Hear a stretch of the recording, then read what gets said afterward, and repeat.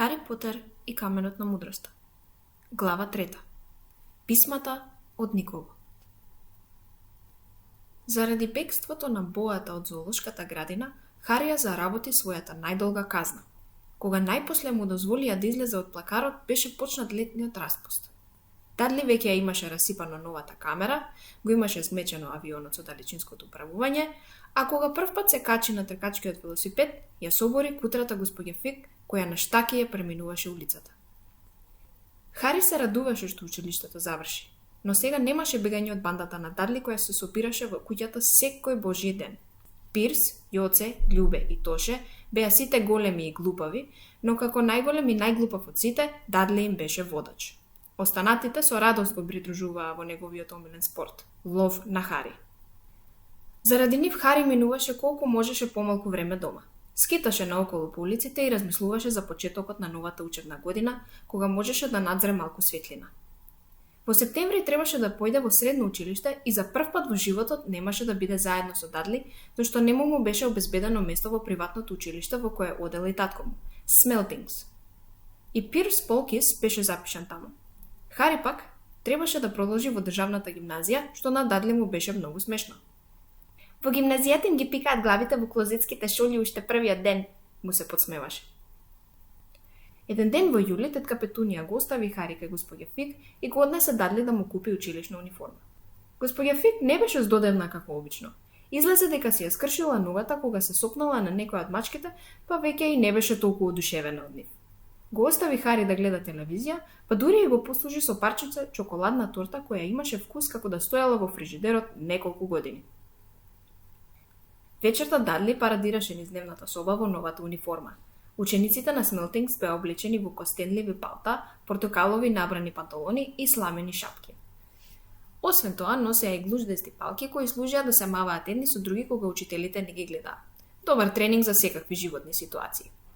Кога го виде Дадли во новите напумпани панталони, тетин Вернон со задавен глас рече дека тоа е најсреќниот момент во неговиот живот.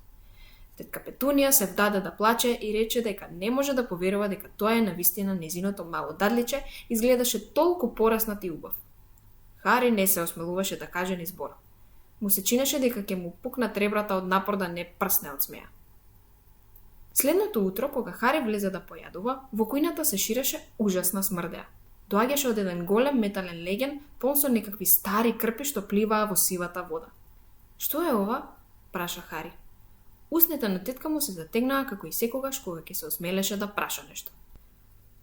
Твојата нова училишна униформа, рече. Хари уште еднаш погледна во легенот. О, не знаев дека треба да е олку водена. Не биди глупав, сасна тетка му. Фарбам стари алишта од Дадли за тебе. Кога ќе бидат готови, ќе изгледаш како и сите други. Хари сериозно се сомневаше во тоа, но попаметно му беше да не се расправа. Седна крај масата, обидувајќи се да не размислува на што ќе личи во првиот гимназиски ден, веројатно како да е облечен во стари парчиња слоновска кожа. Дадли и татко му влегоа и ги збрчкаа носевите заради смрдејата што доаѓаше од новата униформа на Хари.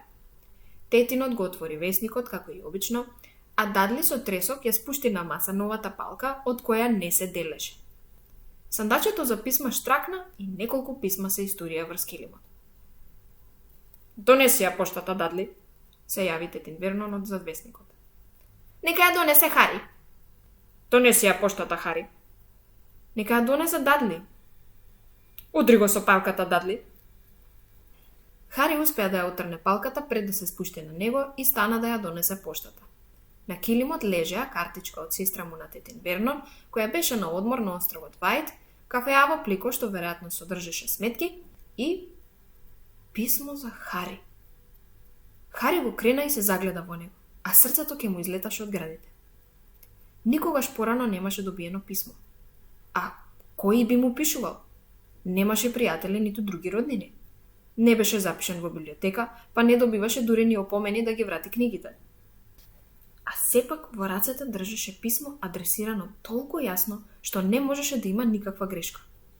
Господин Хари Потер, плакарот под скалите. Улица Привет Драйв, број 4. Литл Винџинг, Сари. Пликот беше направен од дебела жолтеникава хартија, а адресата беше испишено со смарагдно мастило. Немаше марка. Со растреперени раце, Хари го преврте пликот и на задната страна откри пурпурен восочен печат со грб. Лав, орел, јазовец и змија обвиткани околу голема буква Х. Побрзај, викна тетка му од кујната. Што правиш? Проверуваш да не има бомби во писмата. Сладко се изнасмеа на собствената шега. Хари се врати во кујната се уште зјапајќи го своето писмо. Му ги подаде сметката и разгледницата на тетинот, седна и полека почна да го отвара жолтиот плик. Тетин верно ни отвори сметката, профрчен износ со неодобрување, а потоа ја прочита разгледницата. Марч е болна, ја информира тетка Петунија. Јадела расипани школки. Тато! Одненадеше рече Дадли. Тато, Хари има пошта! Хари таман сакаше да го оддипли писмото напишано на истата дебела хартија од која беше направен и пликот, кога тетинот му го грабна од рака. Тоа е мое! Извика Хари и се обиде да си го врати писмото. Кој би ти пишувал на тебе? Се подбиваше тетин му, тресејќи го писмото со една рака за да го отвори. Фрли поглед на напишаното и ја промени бојата на лицето од црвена во зелена побрзо од семафор. Но не запре на тоа. За неколку секунди лицето му посиве како стара каша. Петунија, почна да пелтечи. Дадли се обиде да го грабне писмото за да го прочита, но татко му го крена повисоко од неговиот дофат. Тетка Петунија го зеде со љубопитство, но откако го прочита првиот ред, беше подготвена да се струполи. Ја стави раката на грлото и почна да се дави. Вернон! О, Господи Боже! Зјапаа еден во друг, не баре заборавија дека децата се уште во собата. Дадли не беше свикнат да го игнорираат. Го почукна татко си по главата со палката. Сакам да го прочитам тоа писмо, гласно изјави. Јас сакам да го прочитам, бесно рече Хари. За мене е. Излегувајте двајцата, крекна тетин Вернон и го пикна писмото во пликот. Хари не се помрдна. Дајте ми го писмото, извика. Јас сакам да го прочитам, бараше Дадли. Надвор, се издра тетинот. Ги зграпши двајцата за шиите, ги изфрли во ходникот и ја тресна вратата зад нив. Хари и Дадли веднаш се степаа, бесно, но безгласно, за тоа кој ќе прислушкува на клучалката. Дадли победи, па Хари, на кој очилата му виснаа од едното уво, легна на стомак да се обиде да чуе нешто од процепот меѓу вратата и подот. Вернон, погледни адресата, на тетка Петунија и трепереше гласот. Како може да знаат каде спием? Зарам ја надгледуваат куќава? Не надгледуваат, не шпионираат, може би и не следат, мрмореше тетинот не баре споулавен. Што да правиме? Да им пишеме? Да им кажеме дека не сакаме? Хари можеше да ги види блескавите црни чевли на тетинот како чекорат горе-долу низ кујната. Не, рече најпосле. Ќе ги игнорираме. Ако не добијат одговор, да, така е најдобро. Нема ништо да направиме. Ама, не сакам такви работи во куќава, Петунија. Кога го зедовме, се зарековме дека нема да дозволиме тие опасни глупости. Вечерта, кога се врати од работа, тетинот направи нешто што го немаше направено никогаш порано. Го посети Хари во плакарот. Каде ми е писмото? Праша Хари веднаш штом тој успеа да се провлече низ вратата. Кој ми пишува? Никој. Беше грешка. Кратко одговори тетин. Го изгорев. Не беше грешка. Хари одврати налутено. Беше адресирано до мојот плакар. Тишина, се издра тетинот и неколку пајаци паднаа од таванот. Вдиша длабоко неколку пати, а потоа со напор се насмеа, не баре тоа му причинуваше многу болка. Да, плакарот. Тетка ти и јас размислувавме, стануваш преголем за него.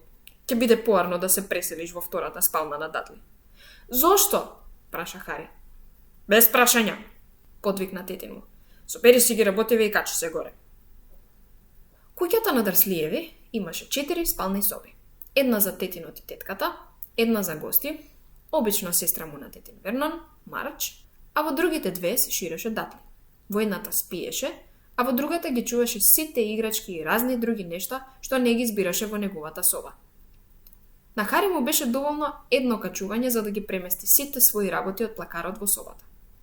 Седна на креветот и почна да разгледува наоколу. Речиси се овде беше расипано.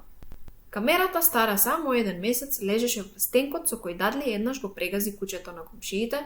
Во ќошот стоеше неговиот прв телевизор, скршен со клоца кога неговата омилена емисија беше одложена, а до него беше големиот кафез во кој порано живееше папагалот што Дадли го замени на училиште за вистинска воздушна пушка, а пушката пак лежеше на полицата со свитка на цевка, зашто Дадли седна на неа. Останатите полици беа полни со книги. Единствените нешта во собата кои чиниш никогаш не беа допрени. На долниот спрат Дадли се лигавеше на мајка му. Не сакам тој да спие таму. Ми треба собата. Речи му да си оди. Хари воздивна и се испружи на креветот. Само колку вчера ќе дадеше се да се најде во оваа соба. Денес повеќе сакаше да си е во плакарот со писмото, отколку овде без него. Следното утро на појадок сите молчеа. Дадли беше стаписан од она што се случи претходниот ден. Врескаше, го удираше татко си со палката, повраќаше, ја клоцаше мајка си и ја фрли жилката низ покривот од стаклената бавча, а сепак не си ја доби собата назад. Хари се каеше што не го отвори писмото во предсобието. Тетинот и тетката се меркаа со мрачни погледи. Кога стигна поштата, тетин Вернон, кој се обидуваше да биде фин со Хари, го прати Дадли да ја донесе.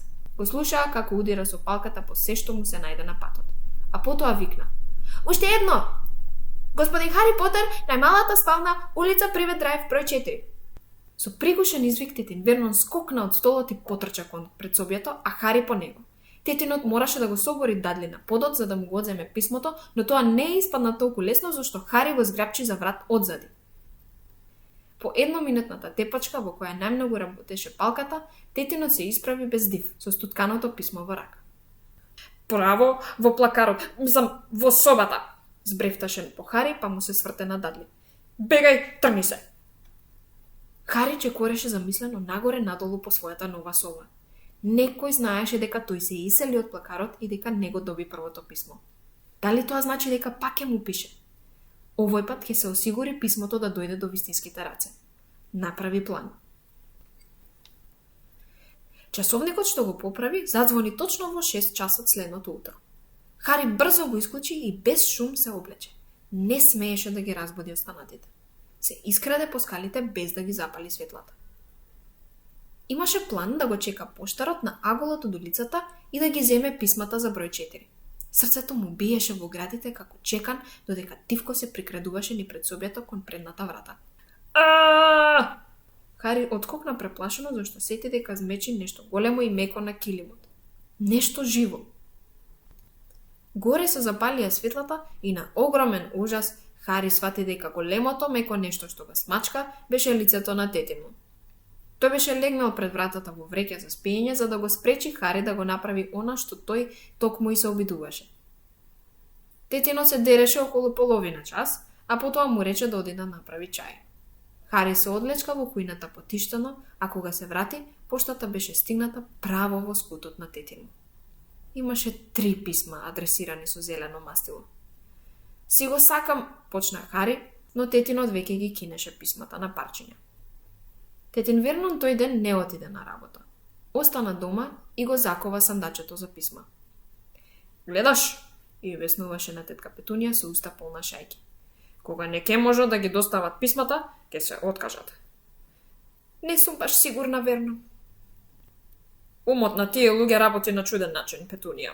Тие не се како тебе и како мене," објаснуваше, обидувајќи се да ја закова шајката со парчето овошен колач што тетка Петунија му го донесе. Во петокот пристигнаа точно 12 писма за Хари. Бидејќи не можеа да минат низ отворот на сандачето, беа пикнати под вратата, во процепите меѓу вратата и зидот, а неколку влегоа и низ малото прозорче во долниот тоалет. Тетин Вернон повторно не отиде на работа. Откако ги изгоре писмата, пак го зеде чеканот и клинците и ги закова сите процепи на предната и задната врата, така што никој не можеше да излезе надвор. Додека работеше си подпевнуваше: "Нигде дзирка ни продзирка." И скокаше на најмал шум. Во саботата, работите почнаа да излегуваат надвор од контрола. 24 писма за Хари успеа да влезат во куќата свиткани и скриени во 2 дузини јајца, што збунетиот млекар и ги подаде на тетка Петунија низ прозорецот од дневната соба. Додека збеснатиот тетин телефонираше во поштата и во млекарата, обидувајќи се да открие кој е одговорен за тоа, тетка Петунија ги издроби писмата во миксерот. Амон бе, Хари, кој е овој што толку многу сака да зборува со тебе? Не можеше да се изначуди Дадли. Во неделата тетин Вернон седна да појадува сиот истоштен и испиен, но задоволен. Во недела нема пошта. Нема да има ѓаволски... Уште реченицата незавршена, нешто просвире низ оџакот и го удри по тилот. Во следниот момент 3-40 писма излетаа од огништето како куршуми. Дрслиеви се наведнаа да спасат глава, но Хари скокна да фати барем едно. Надвор! Бегај! Тетинот го зграбчи за половина и го извали во предсобјето. Тетка Петунија и Дадли истрчаа по него, штитејќи го лицето со рацете. Тетинот излезе по нив и ја тресна вратата за себе. Можеа да чујат како писмата се уште ја полнат кујната, удирајќи под зидовите и по подот. Ова ја премина секоја мерка. Тетинот се обидуваше да зборува мирно, но истовремено си ги корнеше мустаките од јад. Подгответе се за заминување. Спакувајте го најпотребното и бидете овде за 10 минути, без коментари. Изгледаше толку страшно со искубани мустаки, што никој не се осмели да изусти ни збор. За 10 минути успеа некако да се провлечат низ закованите врати и веќе седеа во автомобилот што брзаше кон автопатот. Дадли шмркаше на задното седиште зашто му врзаа една преку уши кога се обиде да ги спакува телевизорот, видеото и компјутерот во спортската торба. Се возеа и возеа. Дури ни тетка Петунија не се осмелуваше да праша каде одат. Од време на време, тетинот нагло вртеше и продолжуваше да вози во спротивната насока. Да им избегаме, да се куртулиме, мрмореше секој пат кога ќе се свртеше. Не застанаа ниту да јадат, ниту да пијат. Вечерта Дадли пак почна да цимолка. Ова му беше најлошиот ден во животот. Беше гладен, пропушти 5 емисии на телевизија и цел ден не разнесе ниту еден вонземјанин на компјутерот. Најпосле застанаа пред еден мрачен хотел на влезот во некој голем град. Дадли и Хари ја делеа собата и големиот кревет што мирисаше на влага и мемла. Дадли веднаш зарека, но Хари цела ноќ седеше крај прозорецот, ги гледаше фаровите на автомобилите што минуваа и размислуваше. Утредента за појадок добија бајати житни снегулки и варени домати со препечен леп. Само што дојадоа им приде собственичката на хотелот. Простете, дали некој од вас е господин Хари Потер? 100 вакви пристигнаа на рецепција. Им го покажа пликот на кој можеа да ја прочитаат адресата напишана со зелено мастило. Господин Хари Потер, соба 17, хотел програма Кокворт. Хари скокна да го грабне писмото, но тетин му ја турна раката. Жената ги гледаше вчудовидено. Јас ке ги подигнам. Тетин Вернон брзо стана и излезе со неа од трапезаријата. Зарем не е подобро да си одиме дома, мили? Тетка Петунија предложи плашливо по неколку часа, но тоа чиниш не допре до тетинот. Никому не му беше јасно што всушност тој бара. Ги одвезе среде на шума, излезе од автомобилот, разгледа наоколу, ја затресе главата, па се врати назад и продолжи понатаму. Истото се повтори среде на изорана нива, на полпат по еден висечки мост и на најгорниот кат од едно повеќе катно паркиралиште. Татко ми се мрна од умата, Дадли ја праша мајка си со уморен глас тоцна по пладнето. Тетинот ги имаше оставено заклучени на една плажа. Почна да врне. Крупни капки дожд удираа по покривот. Дадли пак почна да цимоли. Понеделник е, и се жалеше на мајка си. Вечерва има К15 на телевизија. Сакам да одиме некаде кај што има телевизија. Понеделник, си спомна Хари.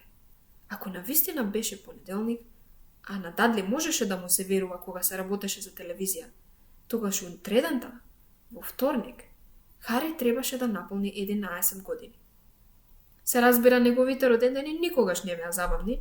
Лани за подарок доби пластична закачалка и чиф стари чорапи од тетин му, но сепак тоа не беше обичен ден.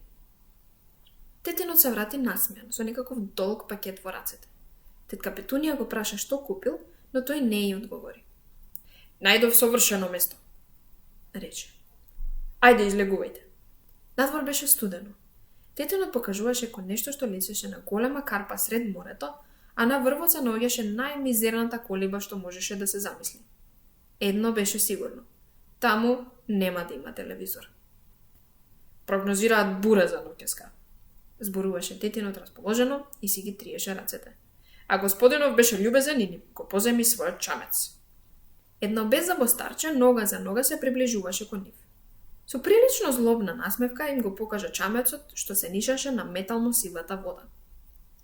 Купив и јадење, рече тетинот. Ајде влегувајте. Во чамецот беше мразарница. Млазови морска вода и дожд им течеа по вратот, а леден ветер ги шибаше по лицето. Се чинеше дека возењето до островот трае со сати. Кога стигнаа, тетин Вернон ги поведе лизни падни кон расклатената колиба. Внатре беше ужасно. Се чувствуваше силен мирис на алги, ветерот свиреше низ процепите меѓу штиците, а огништето беше празно и влажно. Имаше само 2 соби. Секој доби по пакетче грицки и банана. Тетинот се обиде да заложи оган, но празните пакетчиња само се стуткаа и почнаа да чадат. Сега добро би ни дошле писмата, а? Весело рече. Беше многу добро расположен. Очигледно мислеше дека нема никаква шанса поштата да стигне до нив низ бурата. И Хари го мислеше истото, но тоа не го радуваше. Кога се спушти ноќта, дојде и ветената бура. Огромни бранови ги заплескуваат зидовите на колибата, а бесен ветер ги тресеше валканите стакла на прозорците. Тетка Петунија најде неколку мемливи кебиња и му посла на дадли на искинатиот кауч. Тетката и тетинот легнаа на креветот полн дупки во другата соба, а Хари го оставија да си го најде најмекото место на душемето и да се склопчи под најтенкото, најискинатото кебе. Како што ноќта изминуваше, бурата стануваше се побесна. Хари не можеше да заспие.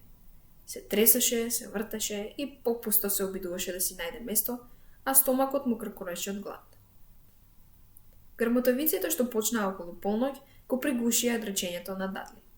Светлечката сказалка на часовникот што висеше на неговата дебела рака покажуваше дека Хари ќе наполни 11 години по точно 10 минути. Лежеше и гледаше како му се приближува роденденот. Се прашуваше дали Дарслиеви воопшто ќе се сетат да му честитаат. Се прашуваше каде ли е сега човекот што му ги пишуваше писмата. Уште 5 минути. Слушна како нешто зачкрипе надвор. Се надеваше дека покривот нема да се урне, иако веројатно би било потопло ако се урне. Уште 4 минути. Може би куќата на улица Привет Драйв ќе биде толку полна со писма кога ќе се вратат, што некако ќе успее да украде барем едно. Уште 3 минути. Морето ли е тоа, што удира толку силно по карпата? Уште 2 минути. Какво е тоа чудно крцкање? Да не почна карпата да се рони во морето? Уште 1 минута и ќе наполни 11. 30 секунди. 20. 10. 9. А да го разбуди Дадли малку да го изнервира? 3. 2. 1. Бум! Колибата се стресе, а Хари се исправи и стаписано погледна кон вратата. Некој стоеше надвор и чукаше.